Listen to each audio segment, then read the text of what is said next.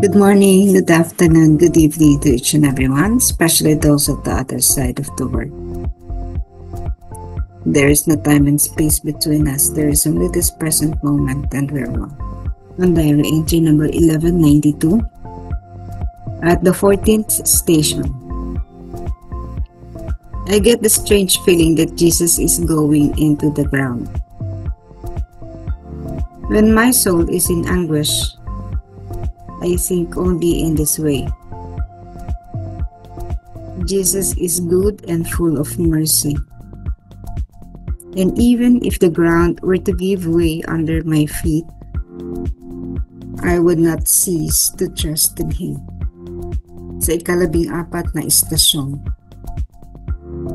may kakaibang pakiramdam ako na si Jesus ay tutungo sa lupa. Kapag ang aking kaluluwa ay nagturusa, iniisip ko lamang ang ganitong paraan. Si Jesus ay mabuti at puno ng awa. At kahit na mabuwal ang lupa sa ilalim ng aking mga paa, hindi ako titigil sa pagtiwala sa Kanya. So kaya nung nandun siya sa 14th station, pakiramdam niya ay malilibing si Jesus, kaya Jesus is going into the ground. Ano naman ito, no? Valid sa kanya kasi siya nga ay may mga mystical experiences. So itong mga time na to, at yung kanyang nakakaano kasi siya na nakaka-access siya ng past, present, and future, of course, no? Future. So this happened in the past, pero sinasabi nga natin everything that happened in the past ay happening pa rin, nangyayari pa rin in the present moment. So the present moment to Faustina at that time was at the 14th station. She was there nung inilibing si Jesus. So sa kanyang present moment, she felt that Jesus is going into the ground. So inililibing na siya. Pero ang sinasabi niya, Jesus is good and full of mercy, kahit daw yung lupa na yun at that moment ay gumuho. Magtitiwala pa rin siya. Kasi 'di ba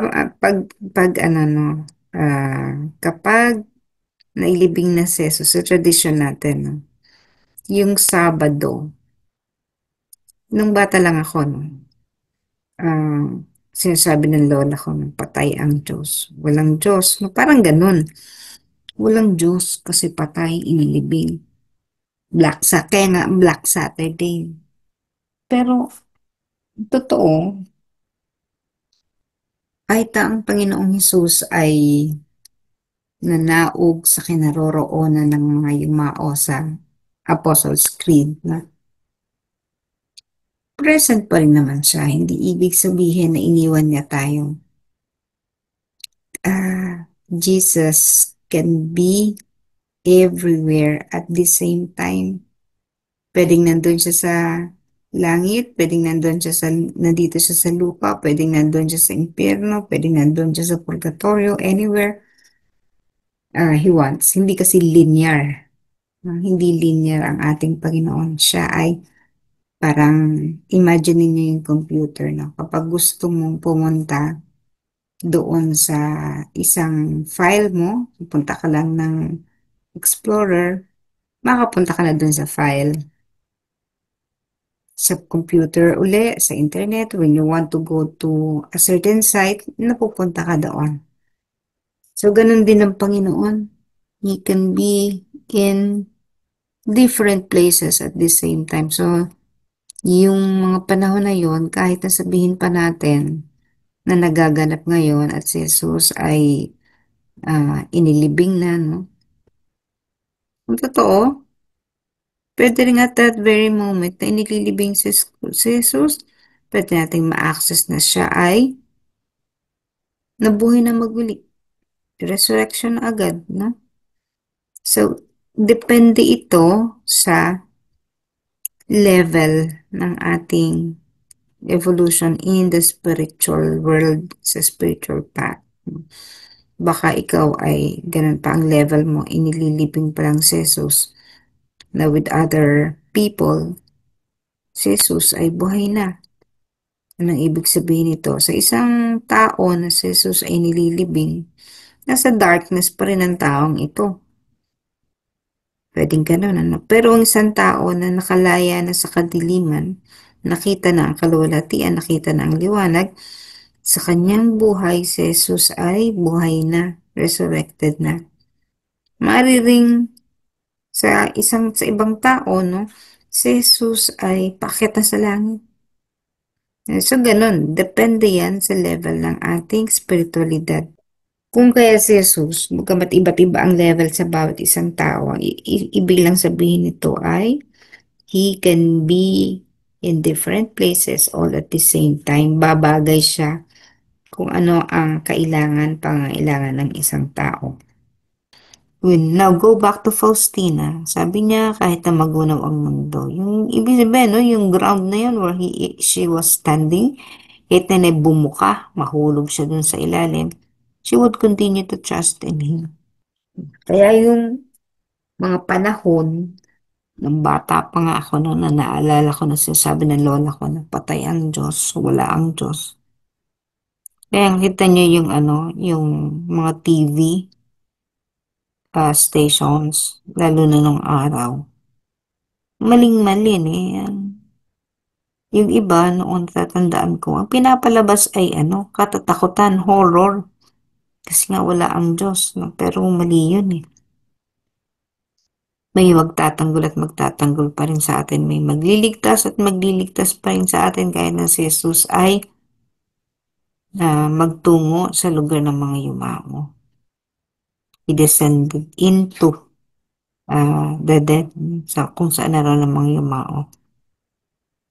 Kaya ano man ang mangyari sa atin, ano man ang level ng ating consciousness in terms of our spirituality, never fail to trust in Jesus. Sa mga panahon na madilim ang ating mundo, kapag tayo nababalot ng mga suliranin sa buhay, halimbawa bagong may namatay na kamag-anak, malapit sa iyo sa buhay, no, syempre madilim ang mundo mo noon, malungkot. Pero isipin mo, hindi ka naman pababayan ni Jesus. Kung ang namatay ay breadwinner, halimbawa sa isang pamilya, no, at ang mga bata ang iiwan, kaliliitan. Trust in Jesus. Bahagi na kailangang daanan.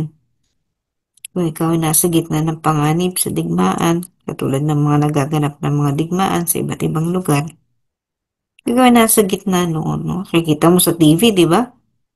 Sa likod mo na lang, biglang may sasabog na bomba. At literally, no, sa likod mo, may sasabog na bomba. May darkness niyan sa buhay mo. Madilim. Di mo alam kailan matatapos ang digmaan. Pero sa mga panahon na yan, huwag mo kalilimutan na si Jesus. Kahit na madilim, nandyan pa rin siya. Handa pa rin siyang magbigay ng liwanag at iligtas ka at proteksyonin. Yun ating Panginoon. Kaya nga siya naging Diyos. No? Na anuman ang daanan natin, kapit lang, kumbaga, no? Kapit lang. Huwag tayong mawala ng tiwala at pananalig sa Panginoon. Kung tayo man ay may mga matitinding karamdaman, parang tingin mo katapusan mo na, or kahit hindi katapusan mo na, nakaratay ka, hindi mo alam kung kailan ka mamamatay, hanggang kailan ang paghihirap mo, kapit lang din sa Panginoon. Yun yung magpapagaan sa ating mga suliranin sa buhay sapagkat kapag kumapit tayo sa Panginoon, nanalig tayo sa Kanya, liwanag ang daladala niya. So whatever darkness you are facing at the current moment, kapag manigluhod tayo sa Kanya, sa ating Panginoon, hindi niya tayo pababayaan. He would always console us nung bibigyan na tayo ng kaginawahan, kagalakan, Sa kabila ng ating mga naranasang kalungkutan at pangangit, it is teaching us to always trust in Jesus. Again, madaling sabihin, pero kapag tayo nandito sa mga gantong sitwasyon, mahirap gawin. Subalit makakatulong sa atin, sabi ko nga, makakatulong sa atin yung paulit-ulit mong sasabihin, Jesus, I trust in you.